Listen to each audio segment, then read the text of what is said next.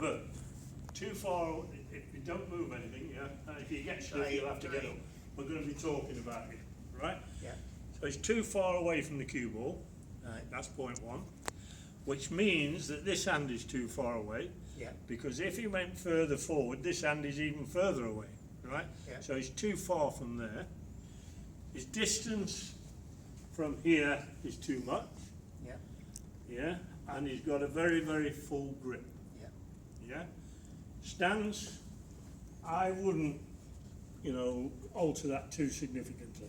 Although I would, you're left-eyed, aren't you? Yeah. Yeah, because he's left-eyed, slightly in front with his left eye. Okay, don't want you to stay down there all day, so you get stiff. So I'm going to put some marks on his cue, with your permission. Fine, yeah. It won't harm your cue, I promise. Is it okay to video this, by the way? I forgot to Of ask. course it is. Yeah. Now, everybody's different. I've got to work within the bounds of the individual. He's damn near there with the basics, so we're going to have no problem with it. I can foresee that.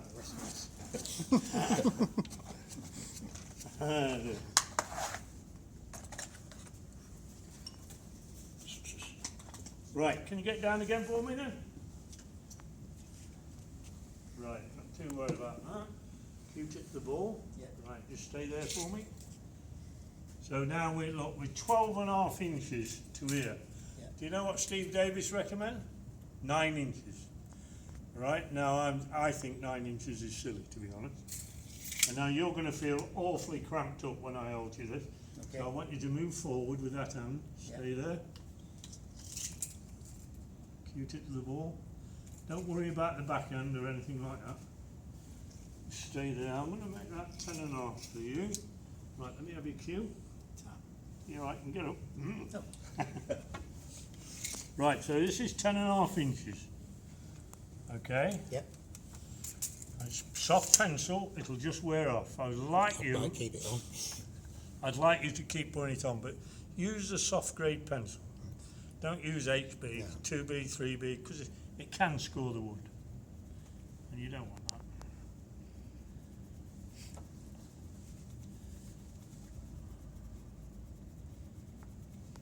Right. So when your Q-tip's at the ball, let's just move that out of the way for videoing. When your Q-tip's at the ball, where your thumb meets that knuckle, on that mark, all right? You get the idea. Now it's only any use to you when your Q-tip's at the ball, because if you're there, well you was about there, but by the time you've hit the ball, look, you're nowhere near the mark. You see what I mean?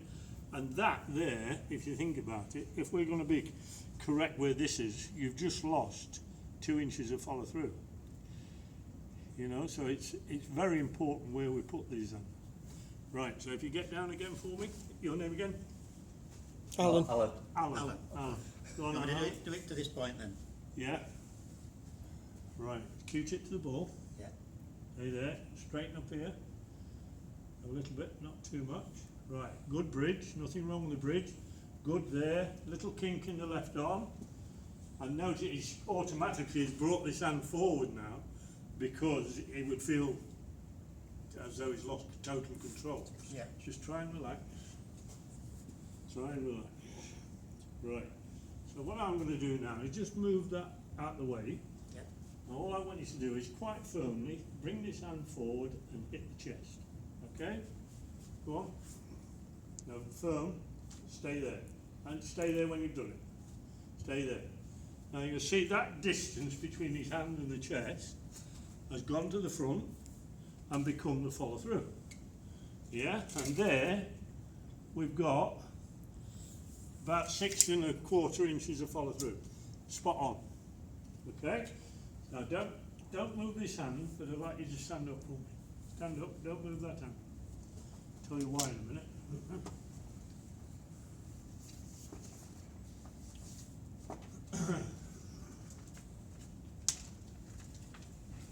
Which way do you use your cue? Do you have a special way?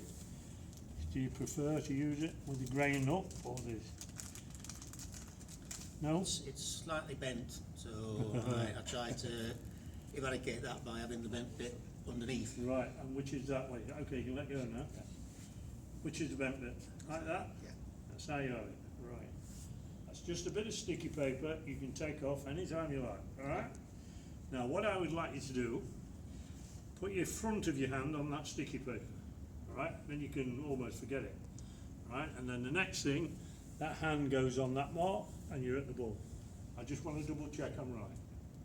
Okay? You're right, move away and then move in. Good, good. Right, now we're just getting a little bit cramped up here. Just straighten up a fraction, not much. Yeah. Good, okay, that's pretty good. Right, let me have your cue for a second. Right, Yeah, like you said, it does feel strange. well it will do, it will do. Please believe me, I've been doing this for a lot of years. Right, the next thing is what I wanted to inform you of, is that's only if you can get your hand on the table in a basic position, all right? So we're there, I've got that there, and I've got that there. It's a good position. If the game was as simple as that, we'd be all right. But this ball is always, there's other balls in the way, or this ball will end up there. So you go, I'm on my mark, like he told me to. I'm on my mark there, like he told me to. That idiot don't know what he's talking about, all right? So now we have to move the hand where we need to put it to play the shot. Yeah? Remember, this is not set in tablets of stone, it's a guide, all right? So we're there. Make a judgment of how far you've gone forward. We'll say 3 inches. Yeah? Please do not leave this hand there. That comes forward those same 3 inches. All right? So now we're stopping being a human being. We're becoming a machine. There's our normal relationship between the two hands. The game demands that we move this hand. We move this one the same amount. You see what the relationship is pretty constant. Now even that ain't set in tablets of stone, all right? There's variations on that. But they're damn good guys, please believe me, all right? So, if I'm there now, if we put, say, the yellow, green and brown on the spot, no matter what colour, there's the yellow, the brown and the green, and the white ball. I'm fortunate here, these chevrons here, that's my mark, and roughly speaking I know where it feels right for me. So there, I'm just playing nice simple basic snooker, right foot's on the line, right eye over the cue, cue comes down on the shot, I'm there rubbing on my bridge hand at the front, rubbing on my chest at the back, and all I'm doing is delivering the cue in that straight line. Don't video that. Money back. Don't video that, will you? I move like a duck, talk what he said. So I'm there, okay? And then all I do is deliver the cue in that straight line. All right? It's good practice, set yellow, green and brown. Right. That's you for now. Thank you. Next one, anybody? Oh, my arm's getting tired. No, just give you a break. Now, we're only going to be, Alan, we're only going to be repeating what we've done. You can go and practice, or we may have a problem here. What's your name again? Tom. With Tom, you might want to educate yourself on that. I don't know. Just see how we go. There we go. Right, down you go. Right, now we straight away, yeah? We look at that stance and we say, Tom is very predominantly right-eyed, okay, very predominantly, and which is quite good anyway, but this is going to create him all sorts of problems, all right? So what I want to do is work on the stance a little bit for a start. So if you get up for me, Tom, and if you face me, and we'll use this shadow as a line of the shot.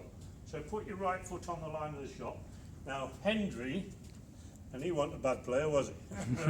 Hendry used to have his foot directly in line with it, all right? None of this business, he was like that. Now, and then he would sit on the hip. Now, if I played like that, it would crucify my knees, it would. But it's a good guide. But if you get that